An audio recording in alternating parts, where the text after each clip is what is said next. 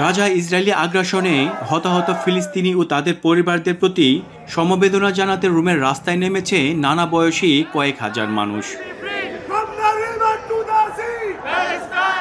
ভূমধ্যসাগরের অপর প্রান্তে ইসরায়েল পরিচালিত মানবিক ট্র্যাজেডিতে প্রতিনিয়ত জোরালো হচ্ছে শান্তিপূর্ণ সমাধানের দাবি। ফ্রি ফিলিস্তিন এবং শান্তি ও ন্যায় বিচারের স্লোগানে মুখরিত হয়ে ওঠে রোম নগরী। ফিলিস্তিনি জনগণের স্বাধীনতা ও শান্তির আকাঙ্ক্ষা ধ্বনিত হল রোমের ঐতিহাসিক ভিক্টোরিয়া চত্বরে।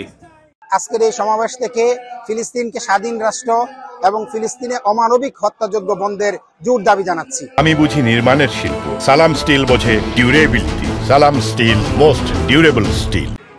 প্লে কার্ড ও ফিলিস্তিনি পতাকা হাতে অবিলম্বে গাজা যুদ্ধ বন্ধের এবং আন্তর্জাতিক আইন অনুযায়ী ফিলিস্তিনিদের মানবাধিকার নিশ্চিতের দাবি জানিয়েছেন বাংলাদেশি মুসলিম কমিউনিটি সহ ইতালিয়ানরা।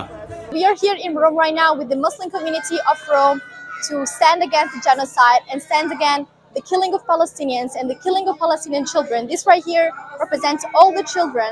এই ইসরায়েল যেইভাবে নির্বিচারে হত্যা করে যাচ্ছে, আমরা রোমের পক্ষ থেকে, ইতালির পক্ষ থেকে, সমগ্র মুসলিম কমিউনিটির পক্ষ থেকে আমরা ইমিডিয়েটলি ফিলিস্তিনের মুক্তি কামনা করছি। এই বিক্ষোভ সমাবেশ শুধু একটি প্রতিবাদী নয়, ছিল মানবাধিকার ও আন্তর্জাতিক আইনের প্রতি বিশ্বাসের বহিঃপ্রকাশ বলে জানান আন্দোলনকারীরা। জাতিসংঘে চলমান অধিবেশনে ফিলিস্তিনকে শুধু স্বাধীন রাষ্ট্রের স্বীকৃতিই নয়, দ্রুততা কার্যকর করার জন্য পদক্ষেপ গ্রহণেও বিশ্ব নেতাদের প্রতি আহ্বান জানিয়েছেন বিক্ষোভকারীরা। মনিরুজ্জামান মনির, এখন ইতালি।